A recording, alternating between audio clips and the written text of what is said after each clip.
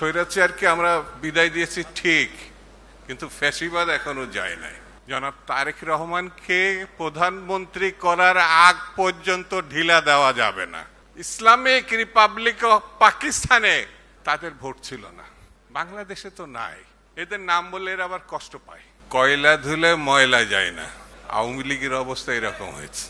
আজকে যে বিষয়ে এখানে ছাত্রদল গণঅভ্যুত্থানের যারা শহীদ হয়েছেন, ক্ষতিগ্রস্ত হয়েছেন, আহত হয়েছেন, আমি তাদের প্রতি শ্রদ্ধা জানাচ্ছি। আল্লাহর দরবারে আমি প্রার্থনা করছি, আল্লাহ তাদেরকে তুমি কবুল করো, তাদের বেশ নসিব করো। কিন্তু হাসিনা তো এই কথা শোনে না। এতগুলো ছেলে মেয়ে জুলাইয়ের অভ্যুত্থানের, তার আগে ছাত্র দল, যুব দল, বিএনপির অসংখ্য নেতাকর্মী 16-17 বছর ধরে নির্বিচারে তাদের হত্যা করেছে, জেল খাটিয়েছে, মামলা দিয়েছে। আমাদের ইলিয়াস আলীর কথা মনে পড়ে না? ছাত্রদলের একটি সাধারণ সম্পাদক আজ পর্যন্ত ফিরে আসে না। সেই জন্য বলছি, স্বৈরাচার মুক্ত হয়েছি, অর্থাৎ স্বৈরাচারকে আমরা বিদায় দিয়েছি ঠিক, কিন্তু ফ্যাসিবাদ এখনো যায় নাই। গেছে গেছে গেছে কাজ শেষ হয় নাই। তাহলে কাজটা কিন্তু আছে। আমাদের একটা অহংকার আছে, যারা আমরা এই যে আমার সময় থেকে যারা 90-এর গণঅভ্যুত্থান করেছে, আমরা বেগম জিয়া আপসীর নেত্রী, তার সঙ্গে ছিলাম। অনেকেই বিএনপির আদারওয়াইজ নেন না, তাকে ফেলে এরশাদের সঙ্গে চলে গেছে। 2-5 জন ছাত্র নেতাও গেছিল, তাতে কিচ্ছু যায় আসে নাই। ছাত্রদল দায়িত্ব নিয়েছিল, ছাত্রদল সংগ্রাম করেছে, ছাত্রদল গণঅভ্যুত্থান করেছে এবং দেশ নেত্রীকে প্রধানমন্ত্রী করে ছেড়েছিল। তার সঙ্গে বিএনপি ছিল, অন্যরা ছিল, দেশবাসী ছিল।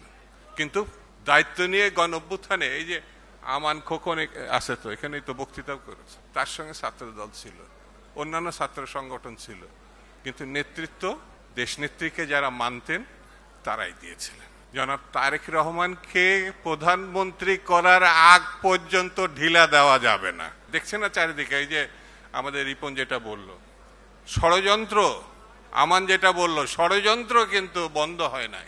নানান ওসিলায় নানান ভাবে এই ষড়যন্ত্র করা হচ্ছে। আমরা জানতাম কেউ মারা গেলে, যেটা রিপন ব্যাখ্যা করে বলেছে, সে আমাদের কর্মী, যুবদলের কর্মী, সরকারের কাছে কৈফিয়ত চাবে, কৈফিয়ত চাচ্ছে আমাদের তারেক রহমান সাহেবের কাছে, বিএনপির কাছে। 150 বছর ধরে এরা রাজনীতি করে। ইসলামিক রিপাবলিক অফ পাকিস্তানে তাদের ভোট ছিল না, বাংলাদেশে তো নাই। এদের নাম বললে এরা আবার কষ্ট পায়।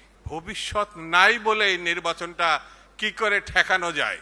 কারণ নির্বাচন হলে তো সবাই জানে, দেশবাসী জানে, বিশ্ববাসী জানে, ছেলে জানে, বুড়া জানে, তরুণ জানে, তরুণী জানে কোন মার্কা জিতবে, কোন দল জিতবে, কারা সরকার গঠন করবে।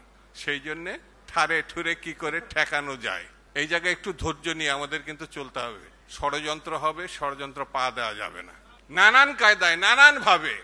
ওই যে একজন হঠাৎ করে বলে ফেললো না কালকে, যে সরকার পারে না নিরাপত্তা দিতে, সে কি করে ইলেকশন করবে, বললো না? ঘটনা কত রকম জটিল এবং কুটিল, বুঝতে পেরেছেন?